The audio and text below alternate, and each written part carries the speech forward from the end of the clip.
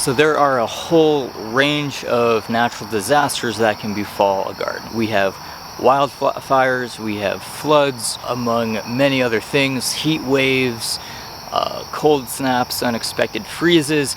But today I really want to focus in on strong winds, particularly like hurricanes. So when we're dealing with hurricanes, oftentimes we're talking about like wind and rain, right? So where you can get flooding and or wind damage. Now there are also like places that get directly hit by a hurricane, but then there are also these offshoot storms and winds and weather events that kind of offshoot out from that central storm and can still do a lot of damage to various areas, even if your area is not specifically targeted by that hurricane. Now when we look at hurricane winds, we're not just dealing with wind gusts, but oftentimes we're dealing with sustained high mile-per-hour winds that can eventually make various plant life, trees, etc. succumb to falling over and or blowing away. So we really need to plan accordingly. Now that it's hurricane season, today I'm going over 5 basic ways that we can prepare a garden to withstand some of these storms a little bit more effectively.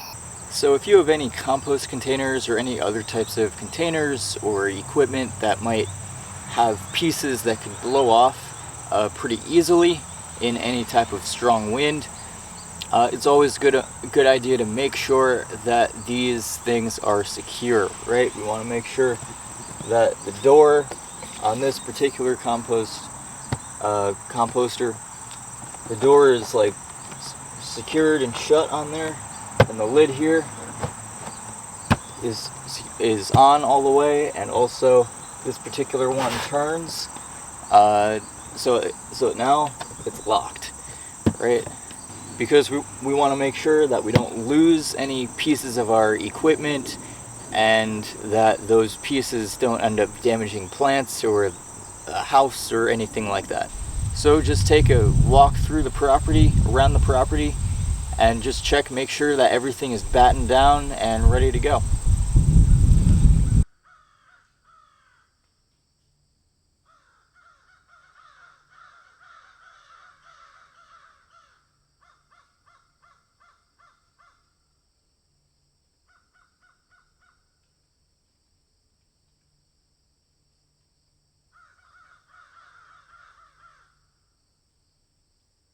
Now this point has more to do with like preparation, so like before you actually plant a garden, when you're actually in that planning process.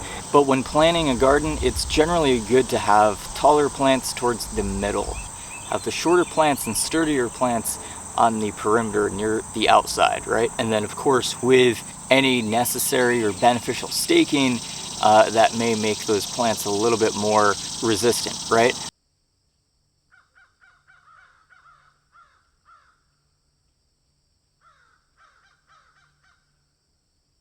And that also rings true for plants with larger leaves, because a larger leaf surface area is going to be a lot less effective in a windy situation, and it can tear apart the plant.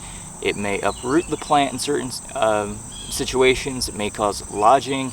We want to make sure that we have more wind resistant crops near the perimeter, especially in directions where the prevailing wind is coming from, or from a direction where a hurricane may commonly come from, like somewhere off the ocean. So if you live on the East Coast, probably figure a direction coming from the east or southeast. Now this sorghum here is planted on the northeast-ish type direction. So we do get a lot of prevailing wind coming this direction, so we do have a bunch of plants, sorghum plants back there that have lodged over.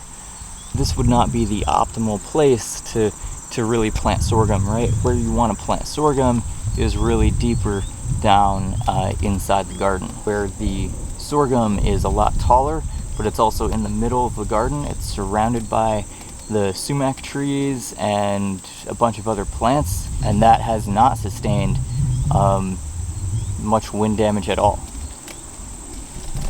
Whereas here we definitely have some lodging that has occurred, but the plants have still been able to somewhat recover from that. So here we can see some bean plants here. These are also near the perimeter, but we can see that these plants are kind of small plants, right? These are bush varieties, but they do have some large leaves on them, right? And some of these leaves are actually even beginning to start to die back because the plants are reaching the end of their season. Now what we can do to make these plants a little bit more wind resistant is we can actually, the larger leaves that are like kind of dying back, we can prune back some of those. This leaf stalk is going to be a lot more wind resistant, or not, it will be a lot less wind resistant actually than the leaves, which could damage the plant, could uproot or disrupt some of the root systems.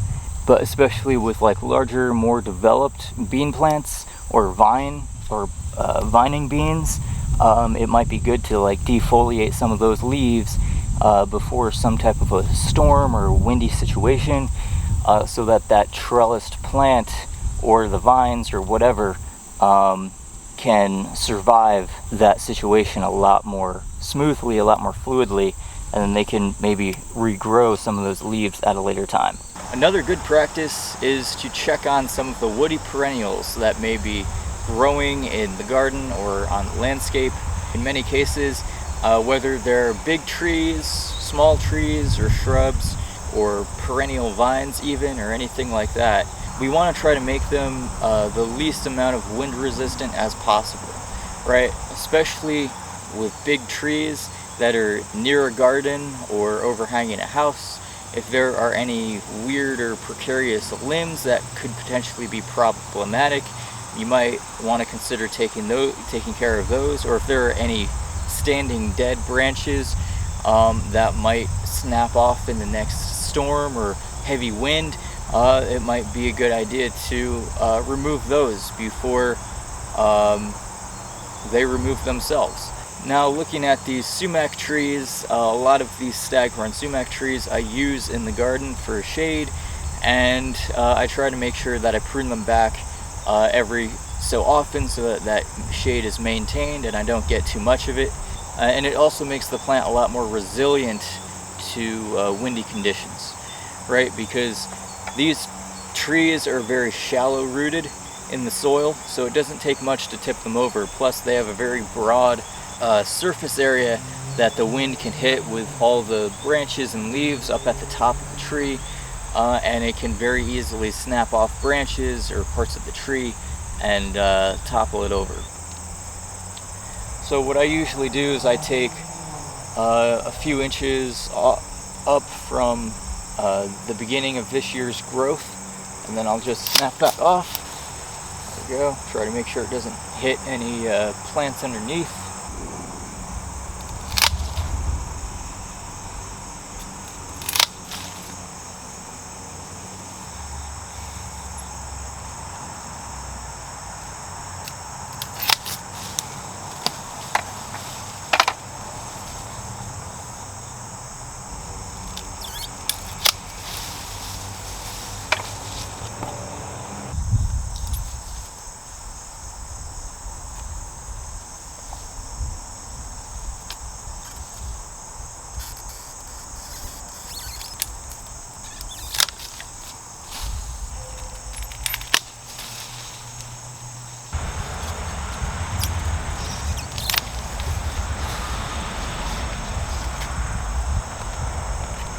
And then of course, finally, want to make sure that you have good fencing and that all that fencing is tied down secure. I have some T-bars here that are hammered down into the garden. Then I have goat fencing here tied up at the top, and hose clamped down at the bottom. And then I have a layer of chicken wire on top. This seems to do pretty well. I just like to go around every once in a while, make sure all of these are tight. None of the wire fencing pieces have come undone, nothing has fallen onto them, and I also want to make sure that nothing looks like it is going to fall on them as well. Obviously, there are a range of categories of hurricanes. The higher up on the scale that you go, the more damage that is going to be done. And sometimes, or oftentimes, with the especially with the higher level ones, the more intense hurricanes, damage can be much more widespread and largely unavoidable. However, there are things that we can do to prepare and make the best of the situation, right? Any of the food that we do harvest could be buried underground, it could be protected, or protected in a similar fashion, right? That's the advantage of a lot of these root crops, right? Like parsnips and rutabaga and carrots, etc., that those plants are already in the ground, right? The food part of those plants are already protected, buried in the ground. Now what you may want to do is you may want to trim back some of those leaves, like the larger leaves of the rutabaga and the bushy nature of the carrots, so that less damage is sustained. But if you actually have to flee the area or evacuate, you know, it might be good to plan on planting a bunch of those plants earlier on in, you know, at the beginning of the growing season, in the event that you come back to that place, to your home. That food should still be there in the ground, and it would have a much higher chance of still being edible and useful and accessible. With the higher scale hurricanes, you also would want to focus a lot more on harvesting as much as you can from the garden beforehand. You know, maybe not quite so much focus on shaping the garden in a way to be more aerodynamic or less wind resistant, because at that point it's highly likely there will be a lot of damages. There will be power outages, homes will be lost, so you might lose a lot of harvestable food otherwise if you don't go out and pick it, or pick the underripe stuff, right? Because it might be gone, or its use might be compromised in some way.